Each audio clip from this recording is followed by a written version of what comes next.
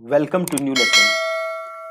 आज के लेसन में हमने जो ऑन पेज एसईओ के बारे में अभी तक चीजें पढ़ी हैं वो सारा मैं एक बार आपके लिए सम अप करूंगा ताकि आपको एक बार कंप्लीट आइडिया हो जाए ऑन पेज एसईओ का।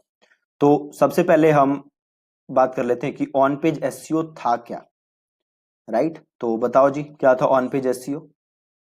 सो ऑन पेज एसईओ था आपका कि आपको आपका जो वेब पेज है उसका एसईओ करना है, उसको ऐसे ऑप्टिमाइज करना है कि वो सर्च इंजिन्स के अंदर नजर आए।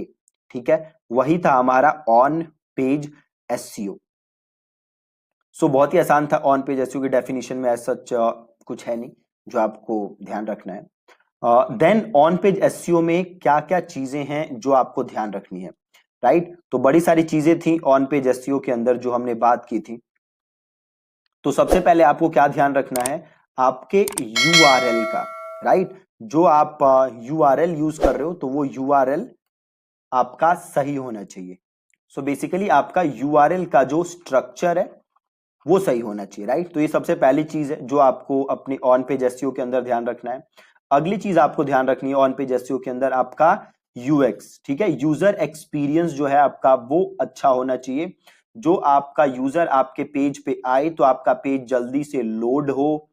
राइट, और आपका जो पेज हो उसका कंटेंट जो उसका स्ट्रक्चर सही हो। राइट, तो यूजर एक्सपीरियंस अच्छा होना चाहिए। ऑन पेज एसईओ में आपने एक ये चीज पढ़ी थी। अगली चीज आपने ये पढ़ी थी रिगार्डिंग कंटेंट कि जो आपका कंटेंट होना चाहिए वो रीडेबल होना चाहिए।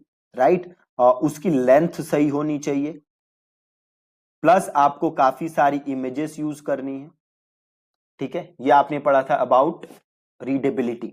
देन हमने सीखा था कि आपको कंटेंट को और कैसे रखना है। तो जो आपका टाइटल टैग है वो सही होना चाहिए, जो आपका मेटा डिस्क्रिप्शन है वो सही होना चाहिए। राइट, और इसके अलावा क्या था, इसके अलावा जो आपका कीवर्ड है ना, जो आपका कीवर्ड है वो टाइटल टैग में आप यूज करो, वो आप मेटा डिस्क्रिप्शन में यूज करो। इसके अलावा जो आपका कीवर्ड है वो आपका जो ब्लॉग स्टार्ट हो उसके इनिशियल 100 वर्ड्स के अंदर आप यूज करो। राइट, प्लस आप यूज करो हेडिंग टैग्स जो हमने बात की थी H1 टू H6 तक आपके हेडिंग टैग्स होते हैं। हमने बात की थी कि जो H1 टैग होता है वो बाय डिफॉल्ट आपके ब्लॉग के टाइटल को दे देता है। ज्यादातर जो प्लेटफॉर्म्स होते हैं वो आपके टाइटल को दे देते हैं, तो आपको बाकी टैग सही तरीके से यूज करने हैं।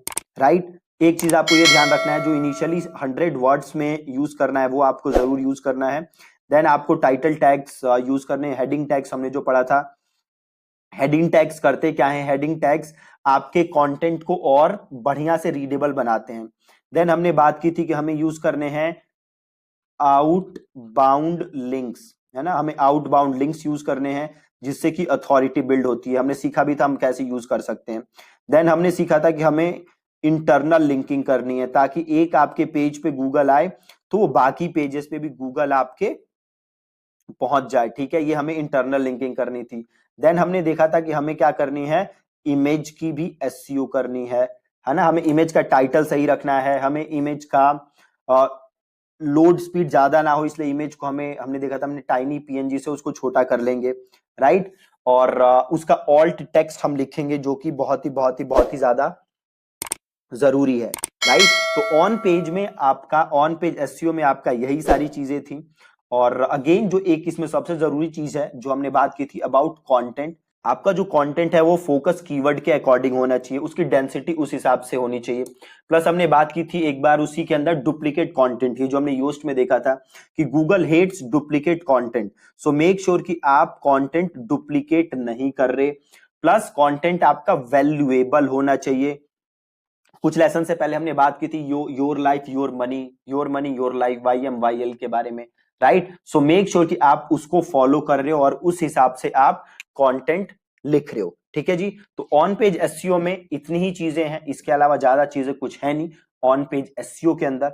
सो मेक श्योर कि आप इन सारी चीजों को फॉलो कर रहे हो जब भी आप कंटेंट लिख रहे हो। ठीक है, अब आगे वाले जो लेसन आएंगे उसमें हम बात करेंगे अबाउट ऑफ पेज एसईओ, हम देखेंगे वो कैसे कर सकते हो।